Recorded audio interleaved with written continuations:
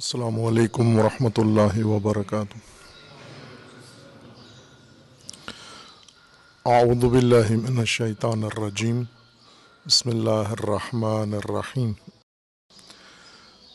الحمد للہ والصلاة والسلام علی رسول اللہ وآلہ آل اللہ واللعنۃ الدائمۃ علی اعدائہم اعداء اللہ من یوم عداوتہم الی یوم لقاء اللہ۔ عباد اللہ اوصیکم ونفسی بتقوی اللہ، اتقوا اللہ فإن خیر الزاد التقوی۔ بندگان خدا، آپ سب کو اور اپنے نفس کو تقوی الہی کی وصیت کرتا ہوں، تقوی الہی کی نصیحت کرتا ہوں اور تقوی الہی کی جانب دعوت دیتا ہوں اور تاکید کرتا ہوں کہ اپنی زندگی تقوی کے مطابق بسر کریں، نظام زندگی تقوی کی بنیاد پر قائم کریں اور تقوی کے زیر سایہ زندگی گزاریں۔ حق تعالیٰ نے انسان کی زندگی کے تحفظ کے لیے، حفاظت کے لیے حفاظتی تدبیر مقرر فرمائی ہے اور اس کا عنوان تقوی قرار دیا ہے۔ دین حیات انسانی کی تکمیل کے لیے ہے، اس کی تربیت کے لیے ہے اور اسے مقصود خلقت تک پہنچانے کے لیے ہے، اور اس سفر میں حفاظت کی خاطر اللہ تعالیٰ نے انسان کے لیے تقوی مقرر کیا ہے۔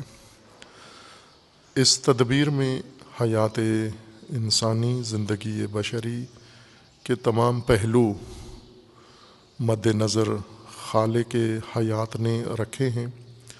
خالق انسان نے انسان کے تحفظ کے لیے ہر چارہ جوئی کی ہے اور ہر وہ ضابطہ قائم کیا ہے جس کے تحت انسانی زندگی خطرات سے محفوظ رہ سکتی ہے۔ خب آج ہم بخوبی اس قرآنی حکمت کو سمجھ سکتے ہیں، چونکہ حیات انسانی کے لیے ایک خطرہ وبا کی صورت میں پیدا ہوا ہے اور جس کے سامنے تمام بشر عاجز نظر آتا ہے اور لاچار نظر آتا ہے، بے بس نظر آتے ہیں۔ سب بڑی طاقتیں جن کو اپنی قوت و طاقت پہ گھمنڈ تھا، وہ بھی ایک وبا کے سامنے اظہار عجز کر رہے ہیں، اور انسانی زندگی کو بچانے کے لیے، انسانوں کو اس خطر سے محفوظ رکھنے کے لیے ہر قدم اٹھا رہے ہیں، لیکن اس کے باوجود بھی انہیں کوئی امید نظر نہیں آتی۔ اس کے اسباب متعدد ہیں، وجوہات اس کی، لیکن ایک بڑا سبب اس موجودہ بحران کا یا اس جیسے بحرانوں کا انسانی حیات کا اپنے الہی ڈگر سے ہٹ جانا ہے، اس ٹریک سے ہٹنا ہے، اس راہ سے ہٹنا ہے جس پر اللہ نے یہ حیات بنا کر ڈال دی تھی کہ یہ حیات کا سفر، حیات کی گاڑی اس راہ کے اوپر چلتی رہے تو محفوظ ہے۔ اسے اگر چھیڑیں گے، ہٹائیں گے وہاں سے، تو پھر مشکلات ایسی آپ کے لیے پیش آئیں گی جن کے سامنے آپ بے بس اور عاجز ہو جائیں گے۔ اب ایسی صورت میں بھی راہ حل، جیسے ہر طبقہ راہ حل مانگتا بھی ہے اور راہ حل ڈھونڈ بھی رہا ہے، لیکن ملتا نہیں ہے، جبکہ اصل راہ حل جو خداوند تبارک و تعالیٰ نے قائم کیا ہے، دین و تقوی، اس کی طرف کوئی تجویز نہیں ہے لوٹ کر آنے کی، کہ ہم اپنی زندگی کو اس راہ پر ڈال دیں، حیات بشری اس مسیر پر آ جائے، اس ٹریک پر آ جائے، اس پٹڑی پر آ جائے جس پر اللہ نے اسے بنایا تھا اور جس کے لیے اس کو قائم کیا تھا۔ تقوی پہلے بھی بیان ہوا ہے کہ لغت کے لحاظ سے بھی حفاظت کو کہتے ہیں، اور اس کا استعمال قرآن کریم میں بھی اسی غرض سے ہوا ہے، تقوی حفاظت کے لیے اور حفاظتی اقدام کے لیے پیش ہوا ہے۔ تقوی کو منحصر کر دیا گیا ہے روحانیات میں اور معنویات میں اور نفسانیات میں، جبکہ تقوی کا زیادہ بڑا، نفسانیات سے زیادہ بڑا موضوع ماحولیات ہے، کہ جو بھی انسان کی زندگی کا ایک بڑا میدان اور بڑا حصہ ہے۔ انسان اپنے اندر زندگی کم گزارتا ہے، ماحول میں زندگی زیادہ گزارتا ہے، اور جہاں بھی آلودگی ہو، آلودگی کا مطلب خطرہ ہے، یہ گمراہی کے جراثیم بھی ہو سکتے ہیں، فساد کے جراثیم بھی ہو سکتے ہیں، انحراف کے جراثیم بھی ہو سکتے ہیں، اور یہ جسمانی طور پر بیماریوں کے جراثیم بھی ہو سکتے ہیں جو حیات انسانی کو خطرے میں ڈالتے ہیں اور خاتمہ بھی کر سکتے ہیں اس کا۔ ان سب سے تحفظ تقوی کہلاتا ہے، اور ان کے لیے قرآن کریم میں اللہ تعالیٰ نے اور انبیاء کرام اور بالخصوص پیغمبر اکرم صلی اللہ علیہ وآلہ وسلم نے اور پیغمبر اکرم کی اتباع میں ائمہ ہدیٰ علیہ السلام نے اس کی تفاصیل ذکر کی ہیں، جزیات ذکر کی ہیں حیات انسانی کے لیے، شب و روز، روزمرہ، کہ ان اصولوں کے مطابق اگر آپ چلیں تو محفوظ ہیں آپ شر خطرات دنیاوی سے بھی اور شر خطرات اخروی سے بھی محفوظ ہیں آپ۔ تقوی کا دائرہ اس موضوع کے اندر منحصر نہیں ہے جو علماء اخلاق کتب اخلاق میں ذکر کرتے ہیں، وہ ایک میدان ہے تقوی کا، ایک پہلو ہے تقوی کا۔ بعض اوقات انسان اس پہلو کو مد نظر رکھتے ہیں، اس کے اوپر عمل بھی کرتے ہیں اور نتیجہ بھی لے لیتے ہیں۔ اگر اخلاقی میدان میں، چونکہ اخلاق خلق کو کہتے ہیں، خلق کی جمع ہے، اور خلق اس صفت کو کہتے ہیں جو انسان کے نفس میں قائم ہوتی ہے۔ ہر وہ صفت جو انسان کے نفس میں وجود میں آئے اس کو خلق کہتے ہیں، اصطلاح میں بھی اور لغت میں بھی یہ خلق ہے انسان کے لیے۔ جیسے خلق ہے، خلق ہر وہ حقیقت ہے جو اللہ نے انسان کو عطا کی ہے، یہ خلق ہے، یہ خلقت ہے، اور خلق ہر وہ صفت ہے جو انسان نے اپنے اندر پیدا کی ہے۔ خلق اللہ کا فعل ہے اور خلق انسان کا فعل ہے۔ اخلاق اسی خلق کی جمع ہے، خلق بھی کہتے ہیں اور اخلاق بھی ہے۔ یہ انسان خود اپنے اندر تعمیر کرتا ہے۔ یہ بھی ایک موضوع ہے کہ انسان کے اندر اچھی صفات ہوں، انسان کے نفس میں اچھی صفات ہوں، تعمیری صفات ہوں، مثبت صفات ہوں، جنہیں علم اخلاق میں فضائل کہا گیا ہے۔ وہ فضیلتیں، وہ اچھائیاں، وہ خوبیاں جن سے انسان کی شخصیت میں ایک رشد پیدا ہوتی ہے اور انسان کی شخصیت میں تکامل آتا ہے۔ ان صفات کا نام خلق ہے، اخلاق ہے، اور تقوی یہاں پر انسان کی شخصیت کو بنانے میں مؤثر ہے۔ اور تقوی سے مراد کچھ دوسری صفات ہیں، عادتیں ہیں جو انسان کی شخصیت کو تباہ کرتی ہیں۔ تقوی ان کے خاتمے کا بھی نام ہے۔ مثبت صفات اپنے اندر پیدا کرنے کا نام ہے، اور بری صفات اپنے نفس سے دور کرنا، اس کو تقوی ہے، یعنی دفع کرنا اور رفع کرنا۔ جو صفات پیدا ہو چکی ہیں انہیں اکھاڑنا اپنے نفس سے، وہ عادتیں اپنے اندر سے ختم کرنا، ان کا خاتمہ کرنا، یہ تقوی ہے۔ اور جو صفات پیدا نہیں ہوئی لیکن خطرہ ہے کہ یہ ہو سکتی ہیں پیدا میرے اندر، جو پیدا ہو چکی ہیں ان کو ختم کرنے کو عربی میں رفع کہتے ہیں۔ رفع، جس کو اردو میں لاڈ سے رفع کہتے ہیں، رفع کرنا۔ جو آئی ہوئی چیز ہے اسے رفع کیا جاتا ہے، اٹھایا جاتا ہے، اکھاڑ کے پھینکا جاتا ہے، باہر نکالا جاتا ہے۔ جیسے جو کچرا گھر کے اندر پھیل گیا ہے، گند آ گیا ہے، اسے صاف کر کے جھاڑو لگا کے باہر پھینک دینا، یہ رفع ہے۔ اور وہ جو ابھی آیا نہیں ہے لیکن آ سکتا ہے، مثلا بچے ہیں گھر میں، دوسرے گھر کے اعضاء ہیں یا مہمان ہیں یا اور اڑوس پڑوس کے لوگ ہیں، یہ اگر کوئی کچرا گھر میں لا سکتے ہیں اور لانے سے پہلے اس کے لیے کوئی سد باب کر دینا، روک لینا، کوئی انتظام کر لینا، کوئی منصوبہ بنا لینا اور اس کو روکنے کے لیے کوئی چارہ جوئی کرنا، یہ دفع کہلاتا ہے۔ تو یہ دونوں شکلیں انسان کے نفس کے لیے، اس کو پاک رکھنے کے لیے، محفوظ رکھنے کے لیے ضروری ہیں کہ جو خطر انسان کے نفس میں آ گیا ہے اسے ایک تدبیر سے ختم کیا جائے۔ جو بری صفات، جو غلط صفات آ گئی ہیں، جو غلط عادتیں آ گئی ہیں، غلط رجحانات آ گئے ہیں، یہ بھی تقویٰ ہے۔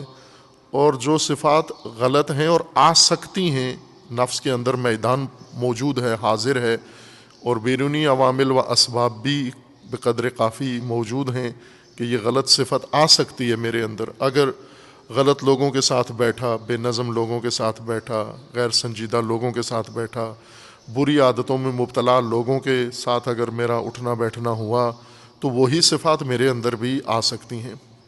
مثال کے طور پر اگر کوئی نشے کا عادی ہے، جیسے سگریٹ کے نشے کا عادی ہے، نسوار کا عادی ہے، پان گٹکے کا عادی ہے، یا منشیات ہیں، خدا نخواستہ چرس بھنگ کا عادی ہے، ہیروئن کا عادی ہے، اور متنوع قسم کے نشہ آور مواد کا اگر وہ خوگر ہو گیا ہے، تو اس کے نشے کی اس صفت کو ختم کرنا، یہ حالت اس سے ختم کرنا، یہ بھی تقویٰ ہے۔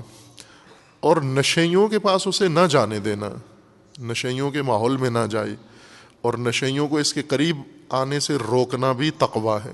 یہ دونوں حفاظتی عمل ہیں تاکہ انسان کا نفس پاک رہے ان صفات سے۔ یہی ماحولیات کے لیے بھی، چونکہ حیات انسانی فقط نفس اور امور نفسانی نہیں ہیں، فقط وہ صفات اور عادات نہیں ہیں جو خلق انسان کے اندر موجود ہیں، بلکہ صفات زندگی انسانی کا جتنا حصہ اندرونی ہے، خلق ہے، اخلاق ہیں، صفات ہیں، عادتیں ہیں، اس سے بڑا حصہ انسان کا وہ ماحول کے اندر بسر ہوتا ہے۔ ماحول سے مراد یہ ہے کہ وہ فضا جو انسانوں کے باہمی رابطے سے قائم ہوتی ہے، اس فضا کو ماحول کہتے ہیں۔ ارد گرد، انسان کے ارد گرد جو کچھ موجود ہوتا ہے، ما حول الانسان، حول ارد گرد کو کہتے ہیں۔ ما الگ لفظ ہے اور حول الگ لفظ ہے، دو ملا کے ایک ترکیب بنائی جاتی ہے، یعنی ما حولکم یا ما حولکا، تیرے ارد گرد کیا ہے، کیا چیزیں تیرے ارد گرد موجودات کیا ہیں، تو کس اشیاء کے نرغے میں ہے، کون سی چیزیں تیرے ارد گرد پھیلی ہوئی ہیں۔ اس کو اب دیکھیں، ہم اپنے ارد گرد کیا، ہمارے ارد گرد انسان ہیں، ہمارے ارد گرد اشیاء ہیں، ہمارے ارد گرد زمین ہے، ہمارے ارد گرد زمین کی کیفیت حالات ہیں، بہتا ہوا پانی ہے، کھیت ہیں، فضا ہے، ہوا ہے، آسمان ہے، دھوپ ہے، یہ ساری چیزیں ہمارے ارد گرد میں شمار ہوتی ہیں۔ یہی آپ کا ماحول ہے، آپ کے ارد گرد کی فضا آپ کی زندگی کی حالت کو فیصلہ کرے گی کہ آپ کی زندگی کیسے گزرنی ہے، سالم گزرنی ہے، ناسالم گزرنی ہے، اچھی گزرنی ہے، بری گزرنی ہے۔ یہ بھی اس ماحول کے اختیار میں ہے، یہ فیصلہ آپ نے نہیں کرنا۔ مثلا ہمارے ارد گرد گندگی ہے تو گندگی نے فیصلہ کرنا ہے کہ ہمارے ساتھ کیا ہونے والا ہے، یہ ماحول نے فیصلہ کرنا ہے ہماری زندگی پہ کیا اثر پڑنے والا ہے۔ جس طرح نفسانیات کے اندر، خلقیات کے اندر ہم نے نہیں فیصلہ کرنا کہ ہماری شخصیت کیسے بننی ہے، ہماری صفات نے اور ہماری صحبت اور رابطوں نے یہ فیصلہ کرنا ہے کہ ہماری شخصیت کیسے بننے والی ہے۔ اگر ہم پاکیزہ لوگوں کے ساتھ رہیں گے، طیبات و طیبین کے ساتھ رہیں گے تو ہماری پاکیزہ زندگی ہے۔ اگر ہم خبیثات و خبیثین کے اندر رہیں گے تو انہوں نے فیصلہ کرنا ہے کہ ہماری زندگی کیسے بسر ہونی ہے۔ ماحولیات انسان کے اختیار میں ہے کہ اپنے ارد گرد کیا چیز ایجاد کرتا ہے اور کس کے ماحول کے اندر جا کر زندگی گزارنے کا انتخاب کرتا ہے کہ میں کہاں زندگی بسر کروں. مثلاً اس وقت کچھ لوگ ہیں جو ایسے شہروں کے اندر آباد ہیں جہاں انہیں آسانی سے سہولتیں میسر ہیں، ان شہروں کے اندر موجود ہیں، سڑکیں بنی ہوئی ہیں، مواصلاتی راستے ہیں، ٹرانسپورٹ کے لیے کوئی مشکل نہیں ہے، کام کاروبار کے لیے کافی ان کے لیے مواقع موجود ہیں، خریداری کے لیے، بچوں کے اسکول کے لیے، پڑھنے کے لیے، تعلیم کے لیے انتظام موجود ہے. خوب انہوں نے انتخاب کیا ہے ایسے ماحول کو اپنے زندگی کے لیے، اپنے بچوں کے لیے. تو اسی ماحول نے اب ان کی زندگی کے مستقبل کا فیصلہ کرنا ہے کہ اس شہر میں رہ کر یہ شخص اس ساری سہولتوں کے اندر رہ کر یہ استفادہ کر سکتا ہے. لیکن اگر کوئی شخص کسی محروم علاقے میں چلا جائے جہاں پر نہ تعلیم کا انتظام ہو، نہ صحت کا انتظام ہو، نہ اس کے لیے کاروبار کا انتظام اہتمام ہو، نہ اس کے لیے کسی دور دراز دیہات میں جس میں راستے بھی نہیں ہیں، جہاں اور مشکلات بھی ہیں، اگر یہ وہاں رہنے کا فیصلہ کرتا ہے تو اس ماحول نے فیصلہ کرنا ہے اس کے خاندان اور اس کی اولاد اور اس کی نسل کے بارے میں کہ یہ مستقبل میں کیا بنیں گے. یہ تعلیم یافتہ لوگ ہوں گے، یہ ثروت مند لوگ ہوں گے، یہ محروم لوگ ہوں گے. اسی محروم ماحول نے یہ فیصلہ کرنا ہے. اس قانون کے مطابق، اس ضابطے کے مطابق انسان جس ماحول میں رہتا ہے اس کی بھی اس کے اوپر ذمہ داری بنتی ہے کہ با تقوی ہو کر اس ماحول کے اندر زندگی بسر کرے، تقوی کے اصولوں کو مراعات کرے. اب جب کہ یہ بحران جو پوری بشریت کے لیے، پورے کرۂ ارض کے لیے ایک طرح سے ایجاد ہو گیا ہے، اور دعا ہے کہ اللہ تعالیٰ انشاءاللہ تمام انسانیت کو، بشریت کو اس بیماری سے اور اس وبا سے نجات عطا فرمائے انشاءاللہ. جو مبتلا ہو چکے ہیں اللہ تعالیٰ انہیں شفا دے، صحت دے انشاءاللہ، اور جو معرض خطر میں ہیں اللہ تعالیٰ اس کے شر و خطر سے انہیں محفوظ رکھے انشاءاللہ. حکم الہی سے، تدبیر الہی سے، ارادہ الہی سے یہ ہو سکتا ہے. مومنین جہاں تک ان کے لیے بس میں چارہ جوئی ہے وہ چارہ جوئی کرتے ہیں، اور جہاں مومن کی چارہ جوئی ہیلا ختم ہو جاتا ہے وہاں پر دعا سے متمسک ہوتا ہے انسان. اور دعا سب سے مؤثر ضابطہ ہے جو اللہ تعالیٰ نے انسان کے اختیار میں قرار دیا ہے، اور اسی صورت کے لیے قرار دیا ہے کہ جب انسان عاجز آ جائے تو وہ اسباب خفی جو انسان کے اختیار میں نہیں ہیں، اسباب کا ایک حصہ اللہ تعالیٰ نے بشر کو دے دیا ہے کہ یہ تیرے اختیار میں ہے، تو استعمال کر ان کو. اور ایک بڑا حصہ ان اسباب کا خفی کہلاتا ہے، مخفی ہے، ہمارے علم میں نہیں ہے، نہ ہمارے اختیار میں ہے، نہ اس پہ ہمارا بس چلتا ہے، زور چلتا ہے، وہ اللہ نے اپنے اختیار میں رکھا ہوا ہے.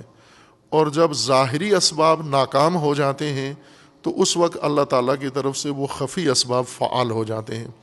لیکن یہ بھی انسانوں کی حالت کے مطابق ہوتا ہے کہ اگر انسان چاہیں ان خفی اور مخفی اسباب کے مؤثر ہونے کی طلب کریں گے اللہ تعالیٰ سے، اس وقت ہوتا ہے. اور یہی وقت ہے کہ جب تمام انسان اللہ تعالیٰ کی بارگاہ میں یہ دعا کریں آداب دعا کے ساتھ. جس طرح بحرانوں کے لیے ہے اہتمام ہے کہ اگر بارش نہیں ہوتی تو نماز استسقاء ہے، دعا ہے اللہ سے طلب باران کے لیے. اسی طرح اگر وبائیں پھیل جاتی ہیں تو دعائیں ہیں اللہ تعالیٰ کی بارگاہ میں حاضر ہو کر انسان اپنی عاجزی کا اظہار کرے. چونکہ انسانی تدبیریں اس بحران کے سامنے ابھی تک ناکافی اور ناکام ہی رہی ہیں، لیکن ابھی بھی انسان کے راہ میں جو مؤثر سبب اللہ نے انسان کے اختیار میں قرار دیا ہے جسے ہم نے استعمال نہیں کیا. بعض اوقات ہوتا ہے کوئی چیز ہوتی ہے ہمارے اختیار میں، ہم اسے بروئے کار ہی نہیں لاتے اور اس کے علاوہ دیگر امور سے متمسک ہوتے ہیں. جیسے اللہ تعالیٰ نے مثلا بہت سارے بیماریوں کے لیے، آفات کے لیے دوائیں مقرر کی ہیں. یہی زمین پہ اگنے والی بوٹیوں سے، ان پودوں سے، درختوں سے، پھلوں سے، پتوں سے یہ بوٹیاں پیدا ہوتی ہیں، انہی سے کشید کر کے دوا عرق ان کا نکال کے دوا بنا دیا جاتا ہے. لیکن کچھ لوگ ہیں یہ دوائیں ہوتے ہوئے دواؤں کی جانب نہیں جاتے، بلکہ وہ رجوع کرتے ہیں بابوں کی طرف، پیروں کی طرف، اور وہاں سے جا کے یا تعویذ لے لیا یا دم کروا لیا یا پھونک مروا لی. دانت میں درد ہے، ڈاکٹر کے پاس نہیں جاتے، بابے کے پاس چلے جاتے ہیں کہ وہ پھونک مار دے اس کو. یہ روزمرہ ہمارے معاشرے کے اندر رائج چیز ہے. یہ کوئی جسم کی ہڈی ٹوٹ گئی ہے، بجائے وہ شکستہ بند کے پاس جانے کے، جراح کے پاس جانے کے، ڈاکٹر کے پاس جانے کے، کسی شخص کے پاس جا کے اس سے پھونک مروا کے آ جاتے ہیں. خوب یہاں ظاہری اسباب ہی تھے، اگر ظاہری اسباب کو ہی ہم بروئے کار لاتے تو مشکل حل ہو جانی تھی، لیکن ہم نے اجتناب کیا ہے، دوری اختیار کیا ہے ظاہری اسباب سے بھی، اور ہم اس چیز کی طرف رجوع کیا ہے جو سبب ہی نہیں ہے اس مشکل کے حل کا. اس مشکل کو حل اس طرح سے نہیں ہونا تھا. اسی طرح موجودہ صورتحال یا موجودہ صورتحال کے مشابہ حالات میں بھی کچھ ظاہری اسباب اللہ تعالیٰ نے انسان کے اختیار میں قرار دیے ہیں. انسان کو اختیار دیا ہے اس کا کہ یہ سبب تم اگر بروئے کار لاؤ تو مشکل حل ہو سکتی ہے اور ہو جائے گی، اور یقیناً حل ہو جاتی ہے. ان ظاہری اسباب میں سے تقویٰ ہے. تقویٰ خفی اسباب میں سے نہیں ہے، مخفی اسباب میں سے نہیں ہے. مخفی اسباب کی زمام اللہ تعالیٰ کے اختیار میں ہے، ان کا انسان کو علم بھی نہیں ہے. انسان جانتا بھی نہیں ہے کہ وہ کون سا سبب ہے جس کے ذریعے سے اللہ کے ارادے سے میری مشکل حل ہو جائے گی.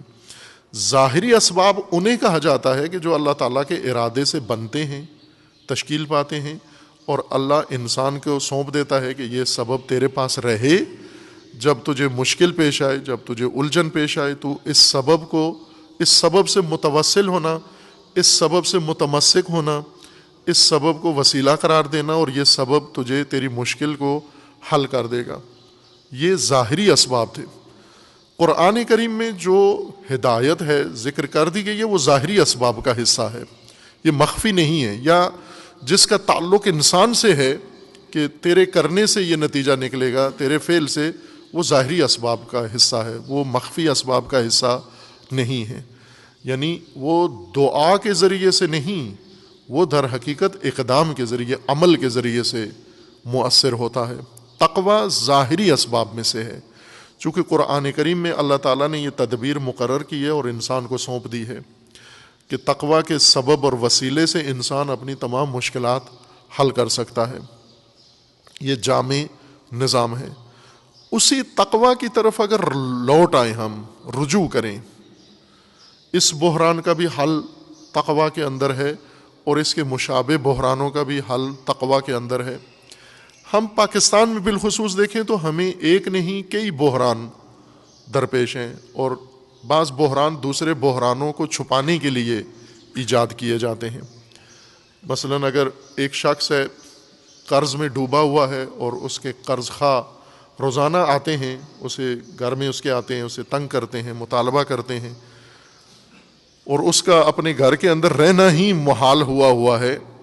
اس شخص کے گھر میں اگر خدا نخواستہ فوتگی ہو جائے، یہ مقروض انسان کے ہاں، تو یہ اس فوتگی پہ اتنا نالاں نہیں ہوتا، اتنا ناراحت نہیں ہوتا. کیوں کہ فوتگی کی وجہ سے کچھ قرض خواہ اب قرض کچھ عرصے تک نہیں مانگیں گے.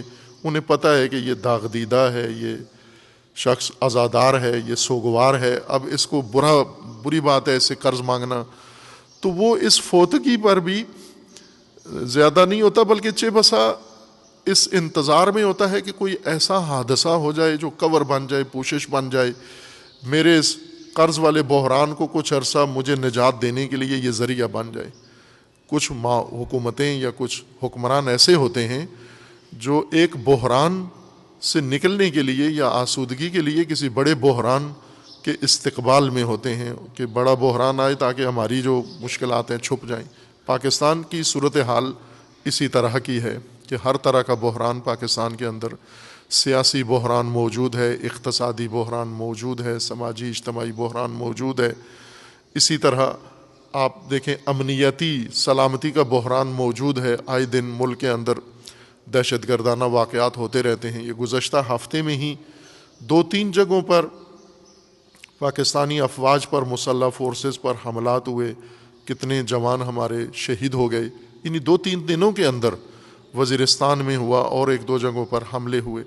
خوب یہ اس قسم کی صورتحال ہے۔ ایک طرف سے عالمی اداروں کا دباؤ ہے اور وہ منمانی کر کے پاکستان کو دباؤ میں رکھا ہوا ہے۔ ایسے میں یہ بحران جو عوامی شکل کا پیش آ گیا ہے، تو چہ بسا بعض لوگ اس بحران میں اپنے دوسرے بحرانوں سے اپنی نجات سمجھتے ہیں اور استقبال کرتے ہیں، ہر چند سامنے آ کر لوگوں کے سامنے اظہار تأسف کرتے ہیں، لیکن دل سے انہیں اتنا برا بھی نہیں لگتا کہ ایسا بحران عمومی پیدا ہو جائے جس سے ہمارے دوسرے بحران چھپ جائیں یا ہم کچھ عرصے کے لیے ان سے نجات پا لیں۔ ہم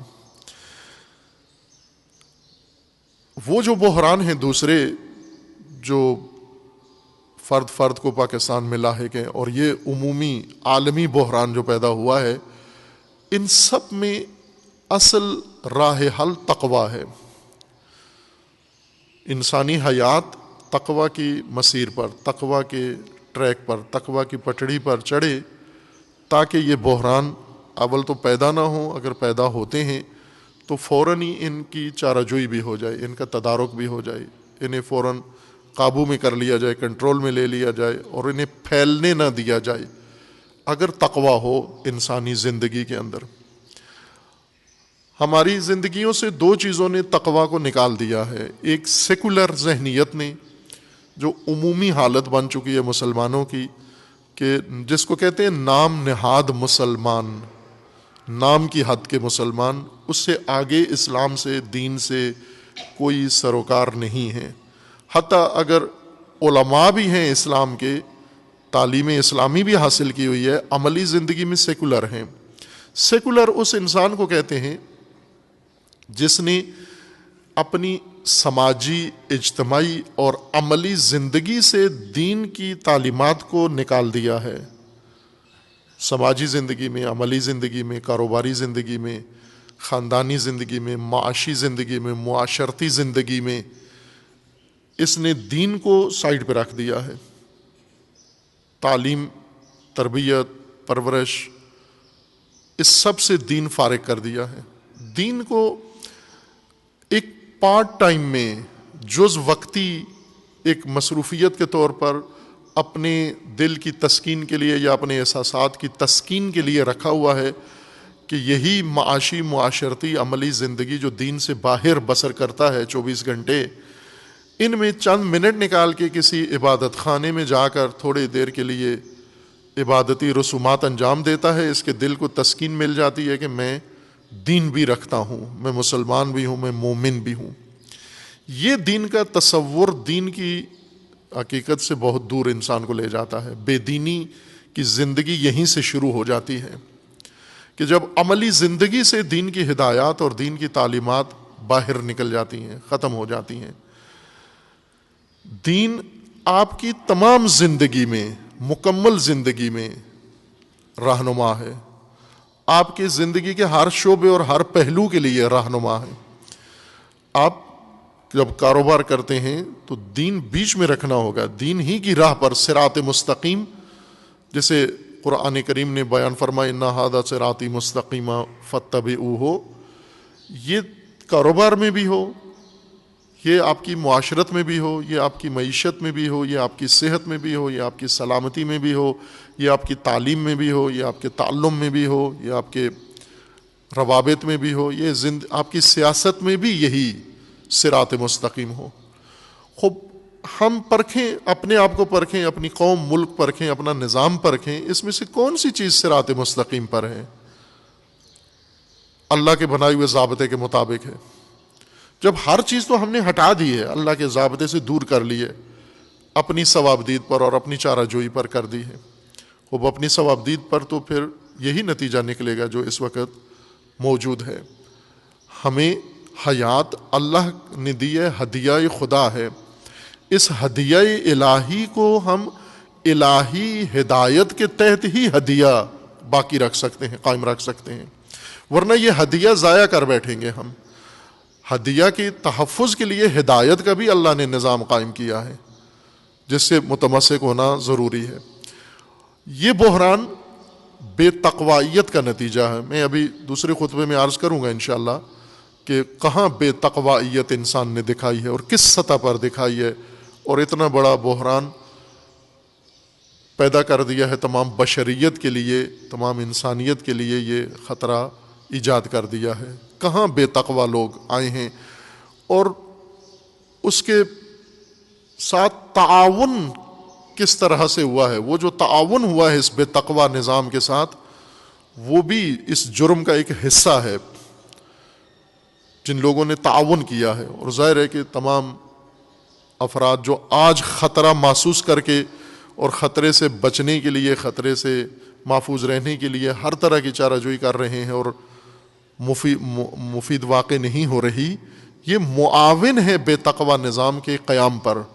اور اس بے تقوی نظام میں یہ ساری چیزیں پیدا ہو گئی ہیں اور ہو سکتی ہیں. آفات, بلائیں, خطرات, اللہ تعالیٰ نے تقوی اسی لیے مقرر کیا ہے کہ آفات ہیں, بلائیں ہیں, خطرات ہیں. اگر آفات و بلائیں اور خطرات نہ ہوتے تقوی کی کوئی ضرورت نہیں تھی, حفاظتی تدبیر کی ضرورت ہی نہیں تھی. انسان کی زندگی کو اپنے حال پہ چھوڑ دیا جاتا کیونکہ کوئی خطرہ نہیں ہے اس کو درپیش. تقوی کی کیا ضرورت ہے انسان کو؟ چونکہ خطرات ہیں اور خطرات کی نوعیت مختلف ہے. انسان کو خطرات انسان کی جانب سے ہیں, انسان کو خطرات ماحول کی جانب سے ہیں, انسان کو خطرات اپنے نفس کی جانب سے ہیں, انسان کو خطرات طبیعت کی وجہ سے ہیں, طبعی آفات انسان کے لیے خطرہ ہیں. ان تمام خطرات سے محفوظ رکھنے کے لیے تدبیر کی ضرورت پڑی ہے, تقوی کی. اب جب انسان نے زمین پہ زندگی بسر کرنی ہے, زمینی زندگی خطرات میں گھری ہوئی ہے, زمینی زندگی آفات میں گھری ہوئی ہے, محاصرے میں ہے, آفات اور خطرات اور بلیات کے محاصرے میں ہے. اب جب چاروں طرف بلکہ شش جہات سے جب انسانی حیات کو خطرات درپیش ہیں تو ایسے میں مؤثر تدبیر, اقدام تقوی ہے تاکہ یہ زندگی انسان کی محفوظ رہ سکے, آفات سے مقابلہ بھی کر سکے, خطرات کو آنے سے پہلے ان خطرات کو روک سکے. جو خطرات درپیش ہو چکے ہیں, دامنگیر ہو چکے ہیں, ان خطرات کو کس طرح سے اپنے سے دور کرے, حیات انسانی سے دور کرے. یہ وہ ساری تدبیر تقوی کے زمرے میں اور تقوی کی تفسیر میں آتی ہے. اگر یہ تقوی تفسیر ہوتا, یہ تقوی معلوم ہوتا, یہ تقوی دین کا انسان کے لیے وضاحت ہو جاتا, کم از کم مومن کے لیے, تو بہت سارے خطرات جن میں آج ہم آسانی سے مبتلا ہو گئے ہیں, یہ سارے خطرات سے بچ سکتے تھے.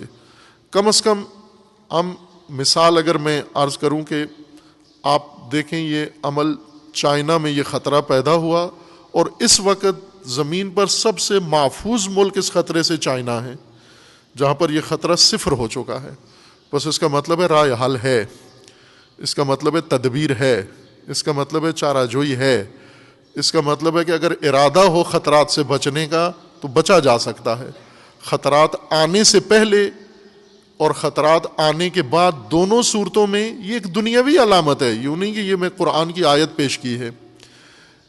خطرہ سب سے پہلے جس ملک و قوم کو پیش آیا اور ساری دنیا نے اس کا بائیکاٹ کیا, آج وہ محفوظ ترین زمین ساری دنیا کے مقابلے میں بن چکی ہے. بس ساری دنیا کے سامنے ایک رائے حل تو ہے موجود, لیکن بے تقوی سیاستدان, بے تقوی لوگ, بے تقوی سرمایہ دار یہ ہرگز اس رائے حل کی طرف نہیں آتے, چونکہ بے تقوی بے رحم ہو جاتا ہے. بے تقوی جیسے عرض کیا تھا نا کہ وہ خطرات میں, بحرانوں میں ڈوبا ہوا جب ایک بڑے بحران کو دیکھتا ہے جس سے چھوٹا بحران اس کا سنبھل جائے یا اس کو تھوڑی دنوں کے لیے نجات ملے تو وہ خوش ہوتا ہے کہ اچھا ہوا. مثلا کسی کا باپ مر گیا اور باپ مرنے سے قرض خواہ ٹل گیا تو اس کو باپ مرنے کا نقصان نہیں ہوا, اس کو باپ مرنے کی کوئی صدمہ نہیں ہے, دکھ نہیں ہے. اس نے کہا ٹھیک ہوا, وقت پہ مرا ہے, میں سخت مشکلات میں تھا, جیل جا سکتا تھا, کیس ہو سکتا تھا مجھ پر, این ٹائم پر اس کی وفات نے لوگوں کو مجھ سے تھوڑی دیر کے لیے دور کر دیا. یہ بے تقوی انسانوں کی منطق ہوتی ہے. بحرانوں کا سہارا لے کر, مشکلات اپنی یا اپنے گروہ کی یا اپنے اقتدار کی مشکلات کو بحرانوں کے ذریعے سے حل کرنا، یہ راہ حل ہے، راہ نجات ہے سب کے لیے۔ اور اس کی ابتدائی تدبیر یہی ہے کہ احتیاط جیسا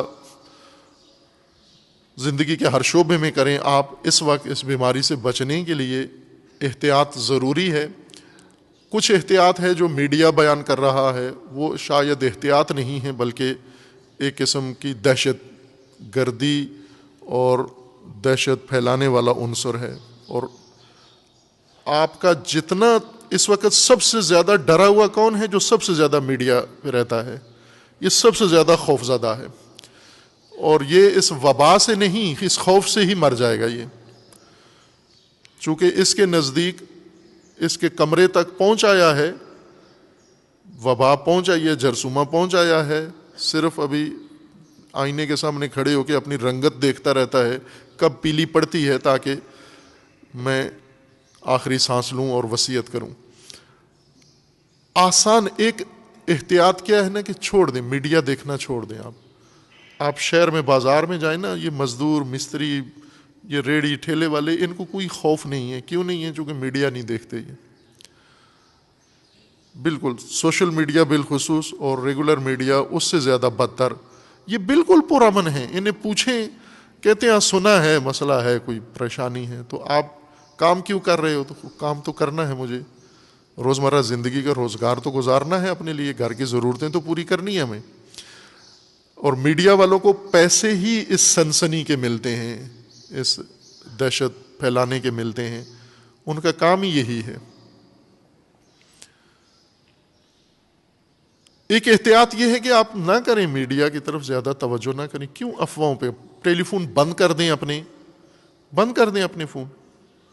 یہ ٹی وی کے اوپر ایک وزیر نے یہ کہا کہ میں نے فون بند کیا ہوا ہے اپنا، اس نے تو اس لیے بند کیا ہوا ہے کہ عوام فون کرتے ہیں، محکمے فون کرتے ہیں، ان سے بچنے کے لیے اس نے ٹی وی پہ کہا میں نے اپنا فون بند کیا ہوا ہے، کسی کی کال اٹینڈ نہیں کرتا۔ خوب آپ بھی یہ افواہیں، یہ بے تکی باتیں، ان کے اوپر فون بند کر دیں۔ وہی کام جو ٹی وی ریڈیو میں اور موبائل میں گزارتے ہیں، وہی کام کوئی اپنی معمول کی زندگی میں بسر کریں۔ یہ بھی ایک تقویٰ ہے اگر چاہتے ہیں، چونکہ بیماری سے زیادہ بیماری کا خوف نقصان پہنچاتا ہے، موت سے زیادہ موت کا خوف انسان کو پریشان کرتا ہے۔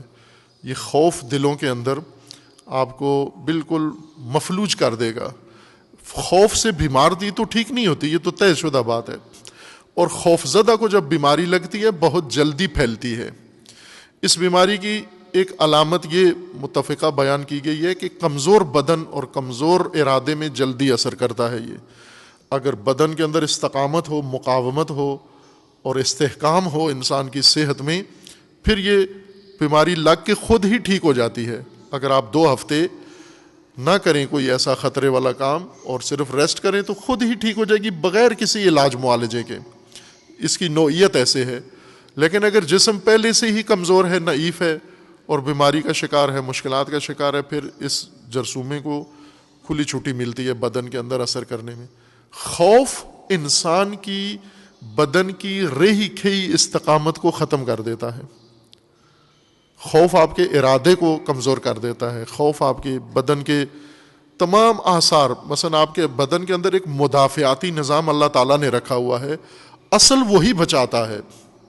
وہ جو مدافعاتی نظام اللہ نے ہمارے جسم میں رکھا ہوا ہے، ڈاکٹر اس مدافعاتی نظام کو فعال کرنے کے لیے، اس کو ایکٹیو کرنے کے لیے، اس کو مضبوط کرنے کے لیے کچھ دوا دارو دیتے ہیں، ورنہ ان دواؤں کے اندر مدافعت نہیں ہے۔ مدافعت ہمارے نظام کے اندر ہے، سسٹم کے اندر ہے، بدن کے اندر ہے۔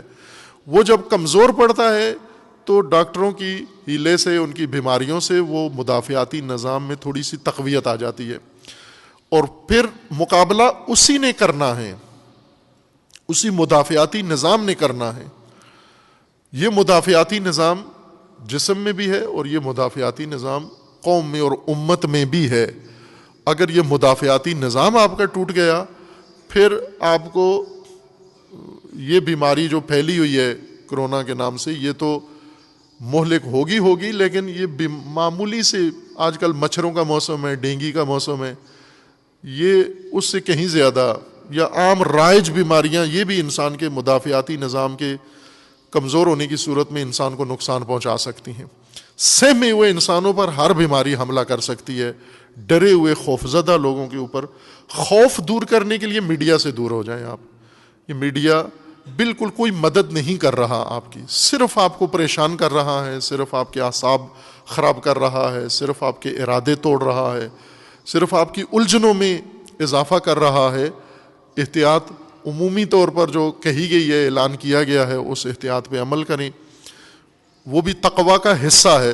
اگر کہا گیا ہے ہاتھ نہ ملائیں تو نہ ملائیں ہاتھ، اگر کہا گیا ہے کہ مثلا ہاتھ دھوئیں تو یہ دھونا بھی تقویٰ ہی کا حصہ ہے، اسے تقویٰ ہی سمجھیں۔ یہ یوں نہیں ہے کہ تقویٰ صرف مسجد میں بیٹھ کر تسبیح ہاتھ میں لے کے بیٹھنا دو زانو تقویٰ ہے۔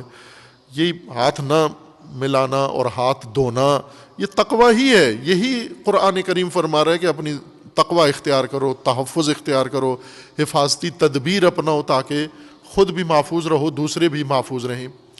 اور اگر کسی انسان میں کوئی چھوٹی سی علامت ہے، محسوس ہوتی ہے اس کو اپنے اندر، تو وہ دوسروں سے اپنے آپ کو علیحدہ کرے، وہ نہ جائے اجتماعات میں، نہ جائے میل ملاپ نہ کرے، وہ اتنا علیحدہ بھی نہ ہو۔ ایک طریقہ کار یہ نکالا گیا ہے کہ جو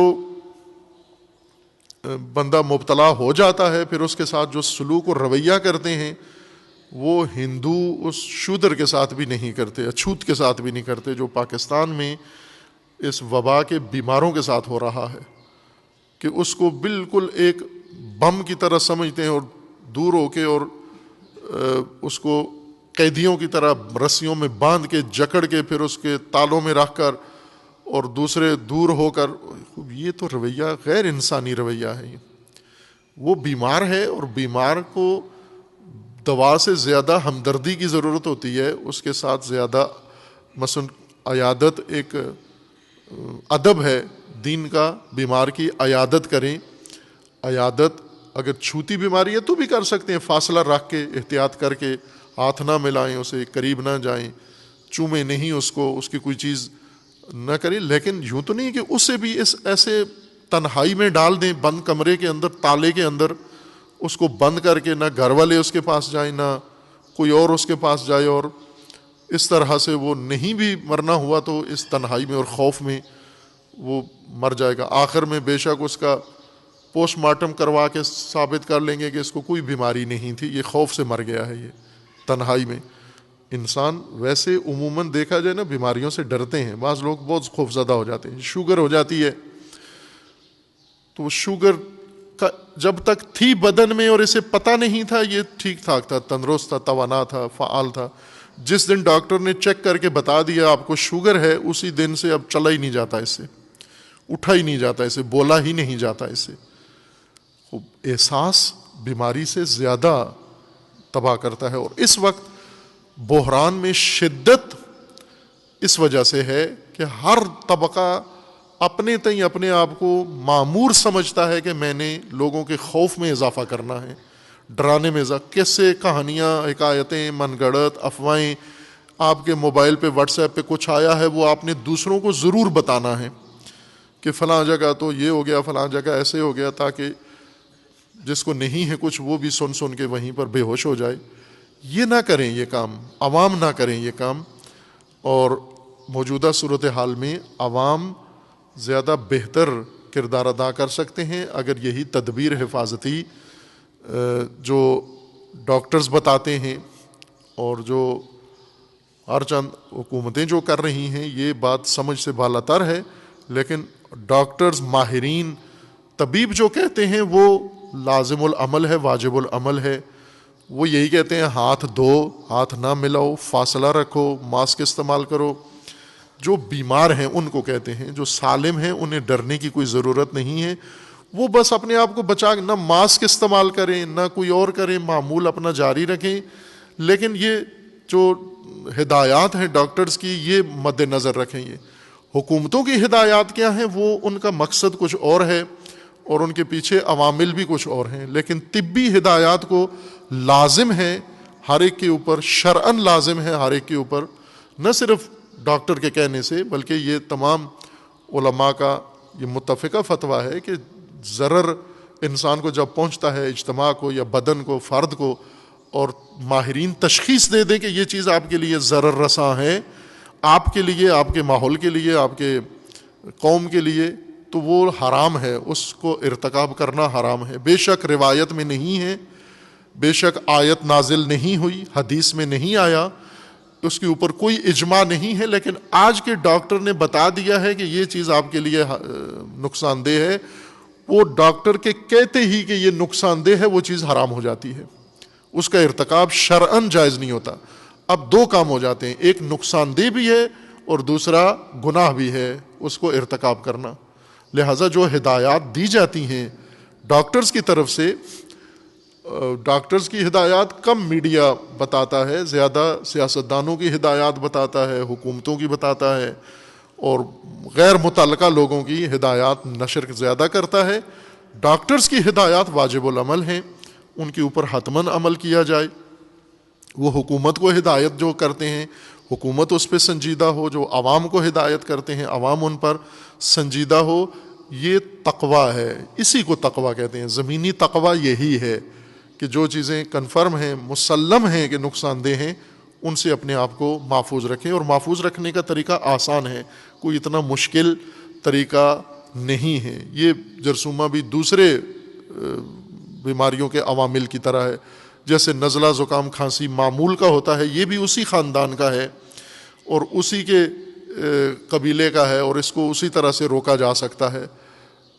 اس کو اگر پہلے سے آپ بیمار نہیں ہیں تو پھر لگ بھی جائے تو بھی خطرہ اتنا نہیں ہے، خوفزدہ ہونے کی ضرورت نہیں ہے۔ اللہ تعالیٰ انشاءاللہ سب کو محفوظ رکھے، اور اللہ تعالیٰ جو مبتلا ہیں متاثر ہیں سب کو خداوند تعالیٰ شفا عطا فرمائے انشاءاللہ۔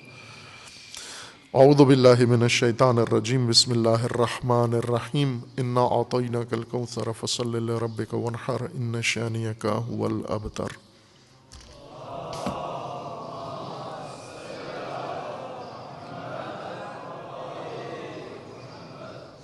اعوذ باللہ من الشیطان الرجیم، بسم اللہ الرحمن الرحیم، الحمد للہ والصلاة والسلام علی رسول اللہ وآلہ آل اللہ،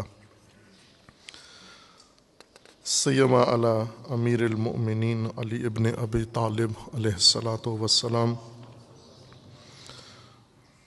و فاطمۃ الزہرا سیدۃ النساء العالمین، والحسن والحسین سیدی شباب اہل الجنہ و صبطی الرحمہ، و علی ابن الحسین و محمد ابن علی و جعفر ابن محمد و موسیٰ ابن جعفر و علی ابن موسیٰ و محمد ابن علی و علی ابن محمد والحسن ابن علی والحجت ابن الحسن القائم المنتظر المہدی، حجج اللہ علی عبادہ و امناؤہ فی بلادہ، واللعن علی اعدائہم اجمعین من الآن الی قیام یوم الدین۔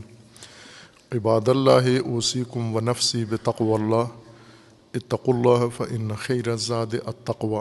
بندگان خدا، آپ سب کو اور اپنے نفس کو تقوی الہی کی وصیت کرتا ہوں، تقوی الہی کی نصیحت کرتا ہوں، تقوی الہی کی دعوت دیتا ہوں اور تاکید کرتا ہوں کہ اپنی زندگی تقوی کے مطابق بسر کریں۔ نظام تقوی کے قیام کے لیے حق تعالیٰ نے اہتمام فرمایا ہے، اور اس اہتمام کا ایک اہم رکن نماز جمعہ ہے، اور نماز جمعہ روز جمعہ میں جو عبادت ہوتی ہے اس کے متعلق علماء اسلام نے، علماء کرام نے، اہل سنت کے علماء اور اسی طرح امامیہ علماء نے اس روز کی اہمیت اور اس جمعے کی نماز کی افادیت کے لیے مستقل کتابیں تالیف کی ہیں، جن میں سے ایک کتاب خصائص یوم الجمعہ ہیں، شہید ثانی رحمۃ اللہ علیہ کی، جو تلخیص ہے علامہ سیوطی کی کتاب خصائص الجمعہ کی۔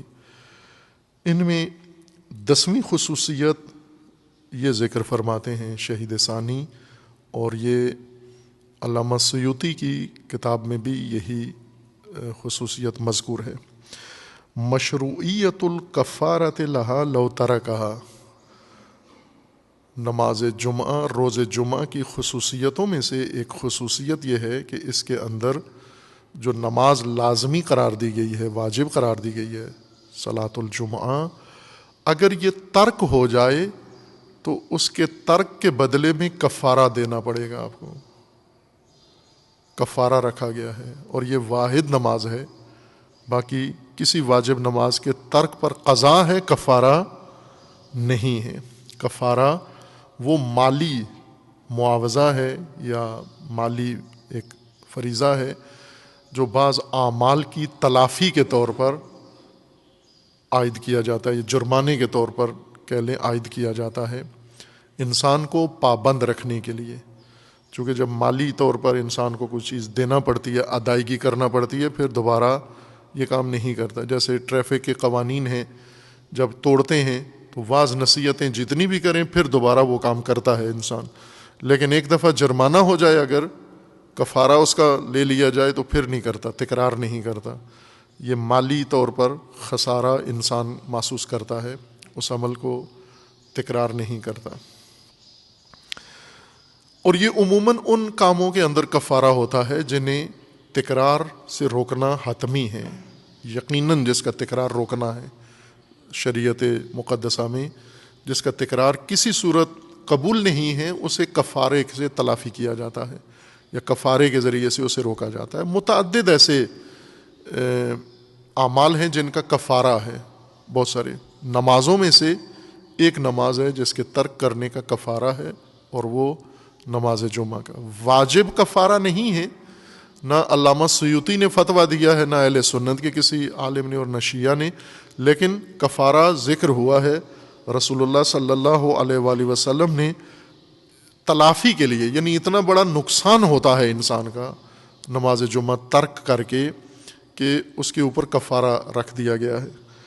قال رسول اللہ صلی اللہ علیہ وآلہ وسلم من ترک الجمعہ من غیر عذر فلیتصدق بدینار۔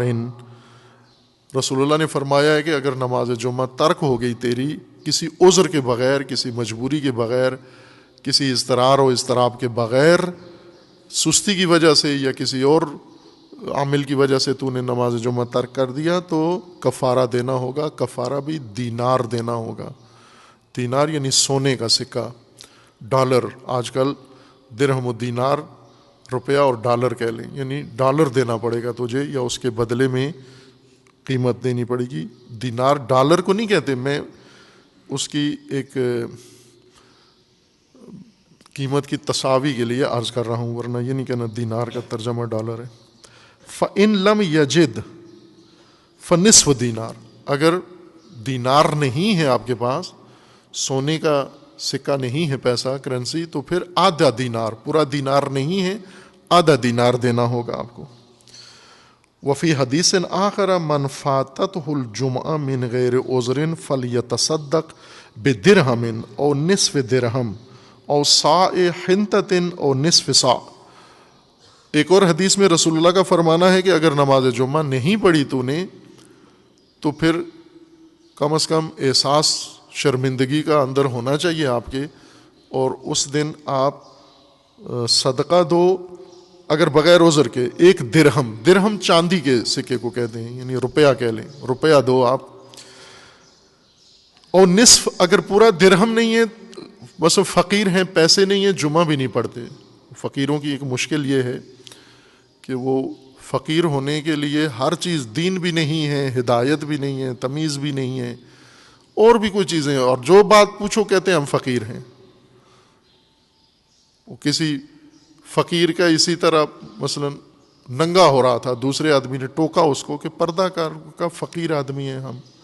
وہ فقیر آدمی ہو تو ننگے تو نہ ہو کم از کم آپ، یہی فقیروں والی ہی کوئی شلوار پہن لو، فقیروں والی کوئی چادر دھوتی باندھ لو، فقیری لباس تو ہے نا، اسی سے اپنے آپ کو چھپاؤ تو صحیح، حیا تو رکھو کم از کم۔ فقیری کا یہ مطلب تو نہیں ہے کہ آپ ہر چیز سے مبرہ ہو گئے ہو۔ اگر جمعہ ترک کر دی اور فقیر ہو، درہم دو، دینار نہیں ہے تو درہم دو، پورا درہم نہیں ہے تو آدھا درہم دو، اور اگر درہم آدھا بھی نہیں ہے تو 100 ہنتا گندم دو، ایک پیمانہ گندم دو، اور اگر پورا پیمانہ گندم کا نہیں ہے تو نصف دو، نصف سا، نصف پیمانہ گندم کا دو تم، یہ کچھ کلو گندم بنتی ہے، یہ اگر نماز جمعہ نہیں پڑھا تو آپ کو جرمانہ دینا ہوگا۔ خوب یہ ایک خصوصیت ہے جو رکھی گئی ہے، انفرادیت ہے کہ کسی نماز کے ترک کرنے پر نہ واجب نہ مستحب، مثلا نماز شب نہیں پڑھی تو کفارہ نہیں ہے، قضا ہے، نماز شب کی بھی قضا ہے۔ ان کے لیے جو روٹین میں پڑھتے ہیں پابند ہیں، اگر کبھی ان کی قضا ہو گئی، آنکھ نہیں کھلی، تو دیگر اوقات میں پڑھ سکتے ہیں، اس کو تلافی کر سکتے ہیں۔ مستحب نمازوں میں سے نماز شب کی قضا مستحب قضا ہے، واجب نمازوں کی قضا ہے، اگر نہیں وقت پر ادا ہوئی تو قضا ہے، کفارہ نہیں ہے، کفارہ نماز جمعہ کے لیے۔ خوب اسے انشاءاللہ بعد میں وضاحت کریں گے۔ یہ اس بات کی علامت ہے کہ بعض عبادتیں اتنی مؤکد ہیں، ان کو رکنیت حاصل ہے کہ وہ ہر صورت میں، ہر شرائط میں قائم ہونی چاہیے۔ کل ہمارے چیف جسٹس صاحب نے ایک بیان دیا، انہیں کہا گیا تھا کہ عدالتیں بند کریں، یہ جو بحران ہے، وبا ہے، اس خطرے سے بچنے کے لیے عدالتیں بھی بند ہونی چاہیے۔ انہوں نے جواب یہ دیا، جواباً جو کل خبروں میں چھپا ہوا تھا، آپ سب نے پڑھا ہے، کہ یہ حکومتی ادارے خود کوئی کام نہیں کرتے، وبا ہو یا نہ ہو، یہ خود ایک وبا ہے، یہ کام نہیں کرتے اور کسی دوسرے کو کرنے بھی نہیں دیتے۔ انہوں نے جواباً یہ کہا کہ عدالتیں تو جنگ کے زمانے میں بھی بند نہیں کی جا سکتی، اور ایسا ہی ہے۔ عدالتیں، جنگ کا وہ قانون ہوتا ہے کہ جب جنگ ہو تو ملکی قانون ختم ہو جاتا ہے اور جنگی قانون اس کی جگہ قائم ہو جاتا ہے، یعنی معمول کے جو قوانین ہوتے ہیں وہ سارے جنگ کے زمانے میں تبدیل ہو جاتے ہیں۔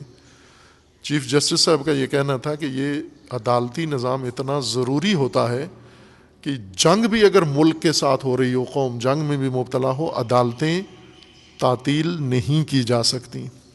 کچھ چیزیں ایسی ہیں جو معطل نہیں کی جا سکتی، انہیں کسی صورت تعطیل نہیں کیا جا سکتا۔ آج ہم آسانی سے دیکھ رہے ہیں کہ ہر آدمی، ہر ٹی وی اینکر، ہر ٹی وی کے اندر ایک بے خبر ٹاک شو میں بلایا ہوا مہمان، اور ہر فرد اپنے آپ کو یہ حق دیتا ہے یہ بند کر دو، وہ بند کر دو۔ دلیل کیا دیتے ہیں؟ کعبہ بند کر دیا ہے، بن سلمان نے کعبہ بند کر دیا ہے، وہاں حج، طواف، عمرہ سب بند کر دیا ہے، بس پوری زمین پر مسجدیں بند ہونی چاہیے، جمعہ بند ہونا چاہیے، عبادتیں بند ہونی چاہیے، نماز جماعت بند ہونی چاہیے۔ خوب ممکن ہے کسی وقت ایسی صورتحال پیش آ جائے کہ یہ تعطیل ہوں، لیکن چونکہ اضطرار اور اضطراب ایک شق ہے دین کے اندر، شریعت کے اندر، کہ مرتفع ہو جاتے ہیں واجبات اور دینی حدود اضطرار کے اندر۔ رفع، ایک حدیث ہے معروف حدیث رفع کے نام سے، شیعہ سنی دونوں کتابوں میں ہے، رسول اللہ کا فرمان ہے کہ رفع عن امتی 9 چیزیں میری امت سے اٹھ جاتی ہیں، یعنی واجب ہیں لیکن ان خاص شرائط کے اندر 9 چیزیں معاف ہو جاتی ہیں یا اٹھا لی گئی ہیں۔ ایک، مضطر علیہ، جس چیز میں اضطرار پیش آ جائے، مضطر ہو جائیں، یعنی جس ایسی صورتحال پیش آ جائے کہ اس پر عمل کرنا ناممکن ہو، اس صورت میں شریعت کا وہ حکم اٹھا لیا جاتا ہے۔ لیکن اس صورت میں یہ تشخیص دینا کہ وہ اضطرار ہو گیا ہے، وہ اضطراری کیفیت پیدا ہو گئی ہے، آج وہی اضطرار ہے، یہ تشخیص دینا یہ اہم ہے۔ ایک حرکت ایک جگہ ہوتی ہے، ایک بیان ایک جگہ آتا ہے، ایک پارٹی، ایک گروہ ایک اظہار نظر کرتا ہے، پھر اس کو حکم بنا کر، شریعت کا حکم بنا کر لاگو کر دیتے ہیں، پورے امت کے اندر ایک الگ مسئلہ چھیڑ دیتے ہیں۔ اب نماز جمعہ کے متعلق رسول اللہ کا فرمان ہے کہ اگر ترک ہو گیا بغیر عذر کے آپ کے تو کفارہ دینا ہوگا۔ یہ اس بات کی علامت ہے کہ کچھ چیزیں معطل نہیں کر سکتے آپ. یہ انفرادی حکم ہے، یعنی ایک فرد کے لیے ہے. ورنہ اگر یہ سوال کیا جاتا کہ اگر پوری زمین پر امت جمعہ چھوڑ دے، نماز جمعہ میں نہ آئیں، یہ ممکن ہے. آپ بہت سارے ممالک کے اندر یہ بحران ہے، پاکستان میں بھی خداوند تعالیٰ سب کو بچائے انشاءاللہ. لیکن آپ دیکھیں ابھی تک بعض اداروں میں چھٹی کا تصور بھی نہیں کر سکتے. ڈاکٹرز کو چھٹی نہیں دے سکتے آپ. پاکستان کے ڈاکٹر اس بحران میں ہڑتال کیے ہوئے ہیں، وہ جاتے نہیں. مثلا لاہور کے ڈاکٹروں نے ہی ہڑتال کر دی ہے کہ ہم ان مریضوں کو چیک نہیں کریں گے. کوئٹہ کے ڈاکٹروں نے ہڑتال کی ہے، بلکہ وہ گئے ہی نہیں اس کیمپ میں کوئٹہ کے ڈاکٹر مریضوں کو چیک کرنے کے لیے. اور جو کیمپ لگایا تھا حفاظتی کوارنٹائن کیمپ، قرنطینہ، اس کو جلا دیا لوگوں نے جا کر کوئٹہ کے اندر. زائرین کے لیے جو کیمپ شہر سے باہر بنایا گیا تھا، آگ لگا دی اس کو جا کر انہوں نے. ڈاکٹر کو چھٹی نہیں دے سکتے، چونکہ جب جنگ ہو اور فوج چھٹی پہ چلی جائے، خدا نہ خواستہ پاکستان ہندوستان کی یا کسی اور کی جنگ ہو اور فوج چھٹیوں پہ چلی جائے، فوج ہڑتال شروع کر دے، تو اس فوج کا کیا فائدہ پھر جو جنگ کے دنوں میں ہڑتال شروع کر دے. یہ ڈاکٹر، ان میں کیا انسانیت ہے یہ کہ جب پوری دنیا میں ایک خطرہ پیدا ہوا ہے اور اس وقت تنہا فوج جس نے اس سے مقابلہ کرنا ہے وہ ڈاکٹرز ہیں، اور ڈاکٹرز اپنے شرائط یا اپنے مطالبات کی خاطر ہڑتال کر دیں. رہبر معظم نے فرمایا ہے، یہ فتویٰ ہے باقاعدہ ایرانی ڈاکٹروں کے لیے دیا تھا، ظاہر عمومیت رکھتا ہے کہ اس وبا سے مقابلہ کرتے ہوئے جو ڈاکٹر خود مبتلا ہو جاتے ہیں، فوت ہو جاتے ہیں، یہ شہادت کی موت ہوگی ان کے لیے. یہ شہید کہلائیں گے چونکہ اپنے آپ کو خطرے میں ڈال رہے ہیں. انسانیت کی جانیں بچانے کے لیے انہوں نے اپنی صحت، اپنی تندرستی خطرے میں ڈالی ہے. اور ذرا ایسے ڈاکٹر پہلے تربیت ہوں گے تو پھر وہ ڈاکٹر جن کو تربیت میں بھی فقط پیسے بتائے گئے ہیں، ڈالر بتائے گئے ہیں اور معاوضہ بتایا گیا ہے، وہ تو اس جنگ میں محاذ پہ اراول دستہ نہیں بنتے. کتنی شرمندگی کی بات ہوتی ہے کسی قوم ملک کے لیے کہ اس کے ڈاکٹر اتنے اخلاقی طور پر گر جائیں کہ جب ان کی اشد ضرورت ہے اور وہ ہڑتالیں شروع کر دیں یا مطالبے شروع کر دیں یا انکار کر دیں ڈیوٹی سے کہ ہم نے فلاں جگہ جانا ہے، فلاں جگہ نہیں جانا. پہلے عرض کیا تھا اس بحران کے کئی پہلو ہیں. ان پہلوؤں میں سے ایک پہلو یہ ہے کہ یہ بحران ایجاد کیسے ہوا ہے. آج مسلم ہو چکا ہے کہ یہ بحران طبیعی نہیں ہے، نیچرل نہیں ہے. یہ بحران، یہ بیماری، یہ باقاعدہ انسانوں نے بنائی ہے اور پھیلائی ہے. چائنا نے باقاعدہ طور پر رسماً اس کی ذمہ داری امریکہ پہ ڈال دی ہے، اور وہ بھی امریکی فوج کے اوپر چائنا نے ذمہ داری ڈالی ہے. امریکی فوج نے یہ کام کیا ہے. امریکی فوج کس طرح چائنا میں گھسی ہے یہ بیماری پھیلانے کے لیے؟ سالانہ کھیلوں کے مقابلے ہوتے ہیں، ایک اولمپک مقابلے ہوتے ہیں، جو تمام رسمی کھیلیں جو پوری زمین کے اوپر رائج ہیں ان کے سالانہ مقابلے ہوتے ہیں، جو ابھی شاید ہونے تھے جاپان کے اندر، اولمپک مقابلے ہونے تھے، اور انہیں بھی معطل کرنے کی تجویزیں آ رہی ہیں کہ یہ نہیں ہونے چاہیے اس بیماری کے دنوں میں. ایک مقابلے ہوتے ہیں جو مختلف کھیلوں کے ہوتے ہیں، جیسے فٹ بال میچ ہوتا ہے، کرکٹ کا ورلڈ کپ ہوتا ہے، ایک یہ مقابلے ہیں. ایک مقابلے ہوتے ہیں تعلیمی اداروں کے، یونیورسٹیوں کی ٹیمیں، سپورٹس جو پاکستان میں ختم ہو گئی ہیں، اسکولوں، کالجوں کے، یونیورسٹیوں کی ٹیمیں. ان کے پہلے ملکی مقابلے ہوتے ہیں، پھر ملک میں ٹائٹل جیتنے والی ٹیموں کے باقی یونیورسٹیز کے ساتھ عالمی مقابلے ہوتے ہیں. اسی طرح افواج کے اندر بھی سپورٹس کے لیے، کھیل کے لیے مقابلے ہیں، عالمی مقابلے، کہ افواج پہلے ملک کے اندر ان کی ٹیمیں ہوتی ہیں، یہ ٹیمیں مقابلے کر کے جو جیتتی ہے ٹیم ملکی ہیرو بنتی ہے یا چیمپئن بنتی ہے، یہ پھر عالمی مقابلوں میں شرکت کرتے ہیں.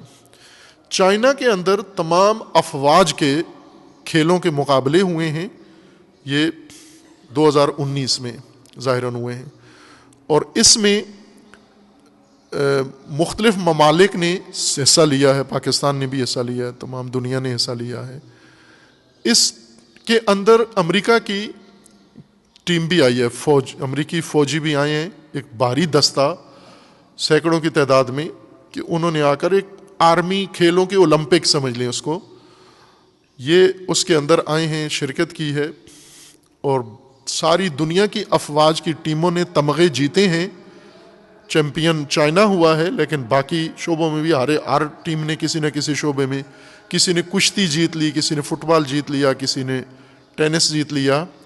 امریکی فوج تنہا وہ دستہ تھا جس نے کوئی ٹائٹل نہیں جیتا، چونکہ وہ کھلاڑی نہیں تھے. جو امریکی فوج کا دستہ آیا تھا چائنا میں کھیلوں میں شرکت کرنے کے لیے، وہ فوج تو تھی، کھلاڑی نہیں تھے. ان کی کارکردگی کسی بھی شعبے میں صفر تھی. بس کشتی کے مقابلے تھے وہ صفر تھے، فٹ بال کے مقابلے میں وہ صفر تھے، باقی کوئی مقابلے بھی تھے وہ، حالانکہ امریکہ میں کھیلیں بہت عروج پر ہیں، اکثر ٹائٹل امریکیوں نے جیتے ہوئے ہیں، دنیا کے بڑے بڑے ٹائٹل، لیکن اس مقابلے میں وہ بالکل زیرو تھے. اور وہ سارے لوگ دراصل اسی ووہان میں ہی، چونکہ ووہان دفاعی ساز و سامان کا شہر ہے چائنا کا، اور اسی میں یہ مقابلے ہوئے، ووہان شہر میں، اس کے اسٹیڈیم میں یہ مقابلے ہوئے. اور وہاں پر اس دستے نے، چائنا نے باقاعدہ طور پر تشخیص بھی دے دی ہے کہ کن فوجیوں نے یہ کام کیا ہے اور کن دنوں میں کیا ہے. اس وقت ان کے اوپر وہ توجہ نہیں ہوئی، لیکن جب وہیں پر یہ پھیل گیا سلسلہ تو تحقیق کرنے پر یہ چیز کشف ہوئی ہے. یہ جراثیم بنے کیسے ہیں؟ جرمن جریدے نے، روزنامہ ہے ظاہراً، اس نے باقاعدہ طور پر تحقیق کر کے صحافی نے، اور اس فیکٹری کا بھی نام بتا دیا ہے جہاں پر یہ جراثیم بنا ہے اور جہاں سے یہ آیا ہے. یہ جراثیم برطانیہ میں بنا ہے اصل میں، اور میرے ذہن میں اب نام نہیں ہے، آپ سرچ کر سکتے ہیں نام اس کا. برطانوی فیکٹری نے بنایا ہے، اور امریکہ کے سب سے بڑے، بلکہ دنیا کے سب سے امیر ترین انسان کے فنڈ سے یہ فیکٹری بنی ہے. 2015 میں ظاہراً یہ جراثیم بن گیا تھا، ٹیسٹ ہو چکا تھا یہی، جس کے ذریعے سے ابھی یہ بیماری پھیلی ہے. لیکن اسے انفرادی مریضوں پر، قیدیوں پر آزمایا گیا تھا اور کامیاب تجربہ رہا. پھر اس کے بعد یہ ہتھیار کے طور پر اب امریکیوں نے اس کو استعمال کیا ہے. اور جیسا پہلے بھی میں نے عرض کیا تھا کہ ایران کے خلاف چائنا سے پہلے ظاہراً یہ استعمال ہو چکا تھا. اب ظاہر ہے ایران میں تو امریکی فوجی نہیں گئے، وہاں پر کسی اور ذریعے سے، اور واحد ملک ہے ایران جس میں تمام حکومتی اعلیٰ عہدیداروں کو آلودہ کیا گیا ہے. پاکستان میں کوئی ابھی حکومتی عہدیدار ابھی تک اس مرض میں مبتلا نہیں ہوا، خدا نہ کرے کسی کو بھی نہ کرے، لیکن یہاں نہیں ہوا چونکہ پاکستان ٹارگٹ نہیں تھا. پاکستان میں کسی اور وجہ سے یہ بیماری آئی ہے، لیکن باقی دنیا میں باقاعدہ پلاننگ کے ساتھ، منصوبے کے ساتھ اور سوچ سمجھ کے یہ بیماری ایجاد کی گئی ہے. اب آپ توجہ کریں کہ ساری دنیا کے اندر اس کو پھیلایا گیا ہے. پھیلا کر پاکستان کی ہم بات کریں، کس طرح پاکستان میں پھیلایا گیا ہے. پاکستان میں یہ بیماری آئی، اور اس کے لیے تفتان میں، چونکہ معلوم تو ہو چکا تھا کہ سعودی عرب میں، ایران میں اور ان ممالک میں جہاں پاکستانیوں کا کثرت سے آنا جانا ہے، جیسے چائنا ہے، ایران ہے، سعودی عرب ہے، دبئی ہے، لندن ہے، انگلینڈ ہے، یہاں پاکستانیوں کا زیادہ آنا جانا ہے. پاکستان میں جتنی بیماری آئی ہے انہی ممالک سے آئی ہے، سعودی عرب سے آئی ہے، ایران سے آئی ہے، انگلینڈ سے آئی ہے اور دبئی سے آئی ہے. چائنا سے نہیں ذکر کیا گیا کہ چائنا سے یہ بیماری آئی ہو. چائنا میں پاکستانی ووہان شہر میں اسٹوڈنٹ تھے، ابھی تک سارے محفوظ، زندہ، صحیح اور سالم ہیں. یہ مسلم تھا کہ ظاہر ہے جب پاکستان کے پڑوس میں یہ فضا بن چکی ہے تو پاکستان میں آنے کا خطرہ ہے، اور وقت سے پہلے ہی بعضوں نے اس کی نشاندہی شروع کر دی تھی کہ پاکستان میں برفرض اگر یہ آ گیا تو کیسے کنٹرول کیسے کیا جائے گا اس کو. یہ اخباروں میں باتیں آتی رہیں، پھر اس کے بعد وہ ہو گیا جو نہیں ہونا چاہیے تھا. تفتان بارڈر پر انہوں نے ایک کرنٹائن کیمپ لگایا جس کی تصویریں ویڈیو بن کر ساری دنیا دیکھ چکی ہے ابھی، اور در حقیقت وہاں پر اس بیماری وبا کی پرورش کے لیے نرسری لگائی گئی. وہ کرنٹائن کیمپ نہیں تھا، چونکہ اس میں کوئی کرنٹائن نہیں تھا، کوئی حفاظتی تدبیر نہیں تھی، کوئی علیحدگی کسی کے لیے نہیں تھی، سارے سالم لوگ آئے، ٹیسٹ نہیں تھا وہاں پر، ان کا کوئی ٹیسٹ نہیں ہوا کسی کا، اور جو آئے ان سب کو کیمپوں کے اندر کھلی فضا میں یا ان کے کمروں کے اندر ایک ہی جگہ پر 10-10 20-20 آدمی، اگر کوئی ایک آدھ بیمار بھی، چونکہ ٹیسٹ ہی نہیں ہوا تو معلوم نہیں کون بیمار ہے کون صحیح ہے، سب کو ایک جگہ رکھا گیا، اس وقت تک رکھا گیا جب تک سب بیمار نہیں ہو گئے، اور بیمار ہونے کے بعد بھی انہیں ٹیسٹ کیے بغیر پھر آگے مختلف جگہوں پر. خوب ظاہر سی بات ہے کہ یہ اتفاق اور حادثہ نہیں ہے، یوں نہیں ہے کہ نہیں پتہ نہیں تھا. اب جو کچھ کر رہے ہیں کہ ملک بند کر دو، بعض ممالک بند کر دیے گئے، روابط بند کر دیے گئے، ایئر لائنیں بند کر دی گئیں، پوری دنیا کو ایک لاک ڈاؤن کی طرف لے کر جا رہے ہیں.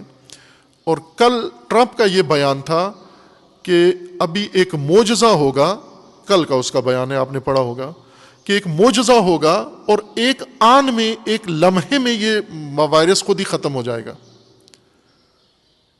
یہ ٹرمپ نے کل معجزے کا اعلان کیا کہ ایک معجزہ ہوگا اور ایک فوراً آنن فانن ختم ہو جائے گا. نہ یہ کہ کوئی مقابلہ ہوگا اور پھر اتنے عرصے میں 2 مہینے میں 3 مہینے میں قابو پا لیں گے ہم، ایسے نہیں ہوگا. ایک معجزہ ہوگا اور اس معجزے سے فوراً ہی یہ بیماری ختم ہو جائے گی زمین سے، دنیا سے. خوب اس دوران جو کچھ ہو رہا ہے، یہ لاک ڈاؤن کے ساتھ ساتھ جو روپے کی قیمت، ڈالر کی قیمت، تیل کی قیمت اور باقی جو سٹاک ایکسچینج کی جو حالت ہو رہی ہے اور سرمایہ دار دنیا میں جو کچھ ہو رہا ہے، اصل میں یہ بیماری ایک بہانہ ہے سیاسی اور اقتصادی مقاصد کے حصول کے لیے. بعض ممالک ایسے بوکھلاہٹ کا شکار ہو گئے ہیں، ان کے اندر شاید یہ اقتصادی سیاسی جنگ بھی نہیں ہے، وہ ویسے بوکھلاہٹ کا شکار ہیں. جیسے بن سلمان ہیں، وہ اس کو چاہیے تھی یہ بیماری، تاکہ اس نے آخر میں اعلان کرنا ہے کہ 400-500 شاہی خاندان کے شہزادے سارے کرونا سے مر گئے ہیں. چونکہ ملک بند ہے سارا، میڈیا میں کوئی خبر نہیں ہے، اور اس نے اپنی حکومت مضبوط کرنی ہے. اور جس دن سعودیہ کا لاک ڈاؤن کھلے گا، اوپن ہوگا، تو اس دن پتہ چلے گا کہ کرونا نے کتنی تباہی سعودیہ میں پھیلا دی ہے. اور ہر وہ آدمی جو بن سلمان کا مخالف تھا وہ کرونا سے مر چکا ہے، دفن بھی ہو چکا ہے، اور کوئی اس کا اتا پتہ نہیں ہے. یہی کام تقریباً دنیا میں سب ممالک کے اندر بھی. اور آپ توجہ کریں، مغربی ممالک جو پاکستان میں مشکلات ہیں، سسٹم نہیں ہے، صحت کا نظام نہیں ہے، ہیلتھ کا کوئی باقاعدہ انتظام نہیں ہے، بس چلتا ہے، گزارا چلتا ہے پاکستانیوں کا، اللہ کے سہارے چلتا ہے یہ یہاں نظام ان کا. لیکن ان لوگوں نے سسٹم بنائے ہوئے ہیں، ان کے بہترین اسپتال ہیں، ان کے پاس ہر چیز کے لیے انتظام اور اہتمام ہے، لیکن وہ بھی کچھ نہیں کر رہے. اس بیماری کو روکنے کے لیے کوئی کچھ نہیں کر رہا سوائے چائنا کے. چائنا بیماری کے خلاف لڑا ہے، باقی بیماری کے خلاف کوئی نہیں لڑ رہا. بیماری کے بہانے سے باقی سب کچھ کر رہے ہیں، بیماری کو چھیڑتے نہیں. جیسے پاکستان میں بیماری کے خلاف ابھی تک پاکستان میں کوئی قدم نہیں اٹھایا گیا.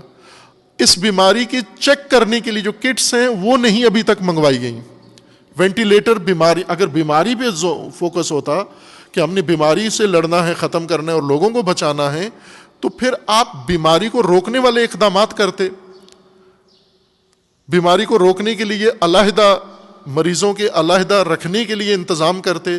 آپ مریضوں کو چیک کرنے کے لیے جو سامان چاہیے وہ منگواتے آپ ان کے لیے. اور اگر حکومت کے پاس پیسے نہیں ہیں تو عوام اس کے اندر دل کھول کر حصہ لینے کے لیے، پہلے بحرانوں میں زلزلے، آندیاں، سیلاب آئے ہیں تو پاکستان کے عوام نے ہی سب سے زیادہ تعاون کیا ہے. باہر سے جو مدد آتی تھی وہ تو حکمران کھا جاتے تھے. سیلاب زدوں کے لیے جو ترکی کی خاتون اول نے اپنا ہیرے کا لاکٹ دیا تھا، وہ ہمارے وزیر اعظم کی بیگم کے گردن سے جا نکلا. وہ آیا سیلاب زدگان کے لیے تھا. تو اسی طرح ہوتا ہے، باہر سے جتنی مدد آتی ہے وہ ساری خرد برد ہو جاتی ہے. عوام اپنے طور پر تھوڑا تھوڑا کر کے ان سیلاب زدگان کی مدد کرتے رہے ہیں اور زلزلہ زدگان کی مدد کرتے رہے ہیں. جہاں عوام نے نہیں کیا، مثلا گھر عوام نے بنا کے نہیں دیے، ابھی تک زلزلہ زدگان کے گھر نہیں بنے، سیلاب زدگان کے گھر ابھی تک نہیں بنے. جو عوام نے کیا وہ ہو گیا. اگر پیسے نہیں ہیں تو فوری طور پر کچھ ملک ایسے ہیں جیسے چائنا ہے، اس نے 10 دنوں میں 1000 بیڈ کا اسپتال بنایا، تخصصی اسپتال، بلکہ فوق تخصص اس اسپتال بنا کر، اور اسی شہر میں جشن بھی منایا اور اسپتال ختم بھی کر دیا. اب ظاہر ہے چائنا کے پاس یہ ٹیکنالوجی ہے. آج پاکستان جیسا ملک چائنا کی خدمات حاصل کرے، ان سے وہ سارا ساز و سامان طبی لے جو انہوں نے بروئے کار لایا، اور اس وقت فیکٹریاں ان کی بنا رہی ہیں. چائنا کا ہر کچرا پاکستان میں ہوتا ہے، آج کیوں نہیں ہے؟ وفاقی حکومت کی باقاعدہ خبر آئی ہے کہ انہوں نے ٹوٹل 200 چیک کے لیے کٹس سندھ میں تقسیم کی ہیں، سندھ حکومت کے بقول، اور باقی انہوں نے اہتمام نہیں کیا. بیماری سے لڑنے، بیماری کے مقابلے کے لیے کچھ بھی نہیں ہو رہا، خوف پھیلانے کے لیے بہت کچھ ہو رہا ہے. خوف اور دہشت پھیلانے کے لیے، ہر بات دہشت پھیلانے کے لیے. اتنے مثلا ابھی کیا سکور ہے میڈیا کا کام، سکور صبح 500 اتنے، شام کو 500 اتنے، پاکستان میں مریضوں کی تعداد اتنی، متاثر کی تعداد اتنی، اموات کی تعداد اتنی. ابھی بعضوں نے پورا ٹیبل بنا دیا ہے، آج ترکی میں اتنے مرے، اٹلی میں اتنے مرے، فلاں میں اتنے مرے، اتنے مرے، اتنے مرے، تاکہ پاکستانی یہ سن کر ہی مر جائے یہاں پر. خوب یہ سکور کیا بیماری کو روکنے کے لیے، کیا اس کی افادیت ہے؟ اس کے بجائے اگر تم یہ کہہ دیتے کہ آج پاکستان میں پورا بحری جہاز آیا ہے، وہ ٹیسٹ کٹ لے کر آیا ہے، اتنے ملین ٹیسٹ کٹ لے کر بحری جہاز ہے، یہ خبر سنی ہے کسی نے آج تک؟ اتنے وینٹیلیٹر آ گئے ہیں، پاکستان حکومت نے منگوا لیے یا پرائیویٹ اور نجی شعبے نے منگوا لیے. کل کام اس میں یہ ہوا ہے کہ پہلے یہ اپیل کی ہے کہ قرضہ معاف کر دو، اور دوسرا یہ کہا ہے کہ ہمیں مزید مدد دی جائے، اور بعض ممالک نے مدد دی ہے. خوب یہ مدد، یہ بحران لگتا ہے کہ مدد کے لیے سارا کچھ کھڑا کیا گیا ہے، ورنہ عوام کے تحفظ کے لیے کچھ بھی نہیں اقدام، عملی طور پر کوئی قدم نہیں اٹھایا گیا. ظاہر لگتا ہے کہ اس بیماری کے ذریعے سے پیچھے جو سیاسی اور اقتصادی مقاصد ہیں وہ حاصل کرنے کی جنگ ہو رہی ہے اصل میں. اور یہ حقائق ہیں، یہ جلدی سامنے آ جائیں گے، میڈیا سامنے لے آئے گا، اخباروں میں سامنے آ جائیں گے. ابھی جب ہماری طرف سے اظہار ہوتا ہے تو بعضوں کو شک و تردید ہوتی ہے کہ پتہ نہیں یہ ایسے بدگمانیاں ہیں یا کیا ہے. نہ، یہ حقیقتیں ہیں، اور آپ جلدی ہی آگاہ ہو جائیں گے کہ یہ کن شیطانوں کا کام تھا اور کنہوں نے یہ کام کیا ہے. برطانوی کارخانے میں یہ بنا، لیبارٹری میں یہ ٹیسٹ ہوا، 2015 میں بن چکا تھا، ٹیسٹ ہو چکا تھا، اور چائنا میں جا کر اس کو استعمال کیا گیا، ایران میں استعمال کیا گیا، پھر پوری دنیا میں دہشت، خوف پھیلا کر. امریکہ یہ نہیں کہہ رہا کہ ہم نے بیماری کی روک تھام کے لیے کیا کیا ہے. ٹرمپ نے خود کہا ہے کہ 10 لاکھ آدمیوں کے مرنے کا احتمال ہے. برطانوی وزیر اعظم نے کہا ہے کہ ہم کچھ بھی نہیں کر سکتے حکومت، بس عوام خود گھروں سے نہ نکلیں. عوام کو گھروں میں بند رکھ کر، آیا گھروں میں اتنے اعلیٰ انتظام ہیں؟ پاکستان کے گھروں میں اتنا اعلیٰ انتظام ہے کہ لوگوں کو مثلا اداروں سے نکال کے سارا گھروں میں، یعنی کیا حکومت کے ذہن میں ہے کہ پاکستان کے گھروں میں بڑی آئیڈیل صورتحال ہے، ہر گھر میں فرسٹ ایڈ کا سامان ہے، ہر گھر میں ایک ڈسپنسری ہے، ہر گھر میں نرس رہتی ہے، ہر گھر میں ڈاکٹر ہوتا ہے، ہر گھر میں وہاں پر کوئی جادو کی اندر کوئی چمن ہے جہاں سے سبزیاں اور کھیت اور سب اگتا ہے، اور ہر گھر کے اندر کوئی کنواں ہے وہاں سے پیسے نکلتے ہیں. یہ لوگوں کو سب چھٹیاں کرا کے گھروں میں بند کر کے، خوب گھروں میں کیا ہے؟ ان کے گھروں میں کیا انتظام ہے، اہتمام ہے؟ گھر میں ایک پنکھا چلتا ہے، سب ایک کمرے میں ان کو سونا پڑتا ہے. چھوٹا سا گھر ہے، 2 مرلے کا گھر ہے، 20 آدمی اس میں رہتے ہیں. خوب گھروں میں رہیں گے، پڑوس میں رہیں گے، گھروں میں کیا 24 گھنٹے رہ کے کیا کریں گے؟ یہ گھروں میں آیا رہ سکتے ہیں 24 گھنٹے گھروں کے اندر؟ یہ تو رائے حل نہیں تھا. رائے حل یہ تھا کہ آپ بارڈروں کے اوپر باقاعدہ ٹیسٹ کرتے. تفتان بارڈر جو آپ نے ایک ایشو بنا دیا ہے اس وقت، اور اس کو فرقہ پرست عناصر غلط سمت دے رہے ہیں اس کو. خوب یہ اگر تفتان کے ساتھ ایسے ہوا تو پھر کعبے کے ساتھ بھی آپ کو وہی سلوک کرنا پڑے گا پھر. اور کرو گے یہ کعبے کے لیے بھی ایسی غلاظت بکو گے تم اپنی زبانوں سے کہ کعبے سے آیا ہوا اگر ایک آدمی پاکستان میں، وہ فوت بھی ہو چکا ہے جو آیا تھا, کب عمرہ کر کے آیا, وہ 2 فوتگیاں جو ہیں ان میں سے ایک وہ تھا جو سعودی عرب سے عمرہ کر کے آیا تھا. تو کیا کعبے کے متعلق بھی ایسی غلیظ گندی ذہنیت استعمال کرو گے تم, جو تفتان کے نام پر آپ کرتے ہو زیارات کے لیے یا مراکز ائمہ کے لیے؟ نالائکیاں نائلیاں اپنی نہیں بتاتے لوگوں کو کہ اگر بارڈر سے آ رہے ہیں تو معمول ہے بارڈر سے آنا ہے, ایئرپورٹ پہ آنا ہے, انتظام کر کے رکھو, چیک کرو, ٹیسٹ کرو. اگر کوئی بیمار ہے تو اسے اس شعبے میں لے جاؤ, جو بیمار نہیں ہے اس کو تحت نظر رکھ کے اس کو گھر میں بھیجو. آپ نے 14 دن تفتان میں 8000 آدمیوں کو رکھا تاکہ 8000 پورے بیمار ہو جائیں, اور ایسا کر دیا ان لوگوں نے. پھر جب بیمار ہو گئے ان کو اسی طرح نکال کے کسی اور شہر میں ڈال دیا, کہیں اور پھینک دیا ان کو.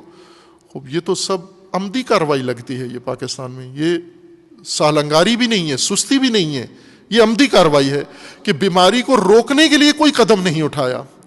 ہمارے وزیر اعظم صاحب نے تقریر میں کہا ہے کہ ٹیسٹ نہیں کرواؤ, نہیں ہو سکتے, نہیں ہے انتظام ہمارے پاس. ٹیسٹ بھی نہیں کر سکتے آپ بیماری کے لیے, تو پھر کیا کیا, آگے کیا کیا ہے آپ نے اس کے لیے؟ ڈیرہ غازی خان میں کیمپ بنایا ہے, وہاں پر 10-10 20-20 آدمی ایک جگہ پر ایک کمرے کے اندر ڈال دیے. یہ بیماری کا مقابلہ ہو رہا ہے؟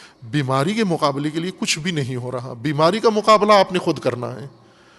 حکومت بیماری کا مقابلہ نہیں کر رہی, سرمایہ دار بیماری کا مقابلہ نہیں کر رہے, سیاستدان بیماریوں کا مقابلہ نہیں کر رہے, میڈیا اس بیماری کے لیے کچھ بھی نہیں کر رہا سوائے خوف پھیلانے کے. آپ لوگ خود کرو بیماری کا مقابلہ. بیماری کا مقابلہ ایک تو اپنے آپ کو بچاؤ, اور جو مبتلا ہو چکے ہیں ان کے لیے چارہ جوئی کرو. اگر چائنا 1000 بیڈ کا اسپتال 10 دن میں بنا سکتا ہے تو پاکستان 20 دن میں بنا لے, عوام کی مدد سے بنا لے. اور یہ جتنے اس وقت رکھے ہوئے ہیں جن کو تفتان میں یا اسی جگہ پر, پہلے بھی میں نے عرض کیا تھا کہ عوام خود اہتمام کریں, اور بیماری کے مقابلے کے لیے عوام میدان میں آئیں. گھروں میں بٹھا کر یہ بیماری کا مقابلہ نہیں ہو سکتا. اور ایک طبقے نے سارا رخ موڑا ہوا ہے کہ نمازیں بند ہو جائیں, جماعتیں بند ہو جائیں, عبادت گاہیں بند ہو جائیں, سب کچھ تعطیل ہو جائے, بند کر دیا جائے, کہ ان کی نظروں میں یہ بہترین موقع ہے مسجدوں کو تالا لگانے کا, نماز جمعہ ختم کرنے کے لیے, اور آگے آ کے جتنے بھی دینی شرعی شعائر ہیں ان کو تعطیل کرنے کا بہترین موقع ہے. بیماری کے بہانے سب نوٹیفیکیشن جاری کر کے چھٹی کرا دو. بعض علماء بھی ایسے ہیں جو ان حکمرانوں سے 2 قدم آگے بڑھے ہوئے ہیں. آپ مسجدوں کے اندر عوام خود اہتمام کریں. جس طرح دہشت گردی ہو گئی تھی تو مسجدیں بند نہیں ہوئیں, لیکن مسجدوں کے اندر چیکنگ شروع ہو گئی. آج بھی یہی کام کریں, مساجد کھلی رہیں, مساجد کے اندر عوام خود, مساجد والے خود, مومنین علاقے کے خود ان کے اندر اہتمام کریں, ٹیسٹ رکھیں, جو نمازی آتا ہے اس کو ٹیسٹ کریں, اگر مشکوک پایا جاتا ہے تو اس کو خود مسجد کی جانب سے اس کے علاج کے لیے الگ اہتمام کیا جائے, بجائے اس کے کہ مسجدوں کو تالے لگا دیے جائیں. مسجدوں میں آئیں گے لوگ, دعا کریں گے, اللہ کو یاد کریں گے ایسے موقعوں پر, تو خدا کی طرف سے کوئی عنایت ہوگی آپ کو. گھروں میں بیٹھ کے میڈیا, گھروں میں کیوں بند کیا ہے آپ کو؟ تاکہ میڈیا دیکھو. آپ گھروں میں تو کوئی مصروفیت نہیں ہے نا آپ کی, یا لڑائیاں ہوں گی, جھگڑے ہوں گے گھروں کے اندر میاں بیوی کے, اور بچوں کے زیر سکول بند ہے, بچے بھی گھر میں, ادارہ بند ہے, میاں بھی گھر میں, باقی کام بند ہے, شاپنگ بند ہے, عورت بھی گھر میں. پہلے تو بکھرے ہوتے تھے نا, بچہ سکول میں ہوتا تھا, ماں شاپنگ سینٹر میں ہوتی تھی, باپ دفتر میں ہوتا تھا, گھر خالی ہوتا تھا. اب سارے ایک گھر کے اندر, اس گھر کے اندر اب کریں کیا؟ میڈیا آن کرو. جو میڈیا آن کرو, اٹلی میں 900 مر گئے, اس میں 1000 مر گئے, اس میں فلاں مر گئے, اس میں فلاں مر گئے. خوب یہ سارے خوفزدہ, بچے بھی خوفزدہ, عورتیں بھی خوفزدہ, مرد بھی خوفزدہ. گھروں میں بٹھا کے میڈیا کے سامنے ان کو بٹھا دو. آپ معمولات زندگی معطل کر کے بیماریوں کا مقابلہ نہیں ہوتا. بیماری کے مقابلے کے لیے اہتمام کرو. یہ سکور بتاؤ, کتنے علاج معالجے کے, کتنے انجیکشن لیے ہیں, کتنے کرنٹائن کے لیے انتظام کیا ہے, کتنا وہ وینٹیلیٹر منگوائے ہیں, کتنی کٹس منگوائی ہیں, کتنے اور تجربہ کار ڈاکٹر منگوائے ہیں, کتنا طبی سامان منگوایا ہے. یہ سکور کیوں نہیں بتاتا میڈیا دنیا کو؟ چونکہ کرتے نہیں ہیں, یہ اس طرف کوئی دھیان ہی نہیں ہے, نہ کوئی کر رہا ہے. ماسک مہنگے کر رہے ہیں, سینیٹائزر مہنگے کر رہے ہیں. ان کو ضرورت ہے کہ چلو اس بحران کے اندر یہی مال کما لے, پیسہ کما لے. یہ کام آپ کے ہاتھوں سے ہو سکتا ہے، عوام کے ہاتھوں سے اور قوم کے ہاتھوں سے، اور اللہ کے ساتھ انشاءاللہ رابطے سے ہو سکتا ہے، دعا سے ہو سکتا ہے، اور دعا بھی صرف اپنے لیے نہیں، پوری بشریت کے لیے اللہ تعالیٰ سے دعا کریں کہ خداوند تعالیٰ ان تمام ممالک کو، تمام متاثرین کو اللہ تعالیٰ جلد از جلد شفاء کاملہ عطا فرمائے انشاءاللہ۔ پاکستان کے عوام کو بھی خداوند تعالیٰ اس بحران سے بھی، وبا سے اور ہر بحران و وبا سے اللہ تعالیٰ محفوظ فرمائے انشاءاللہ۔ اعوذ باللہ من الشیطان الرجیم، بسم اللہ الرحمن الرحیم۔ قل هو اللہ احد اللہ الصمد لم یلد ولم یولد ولم یکن لہ کفوا احد۔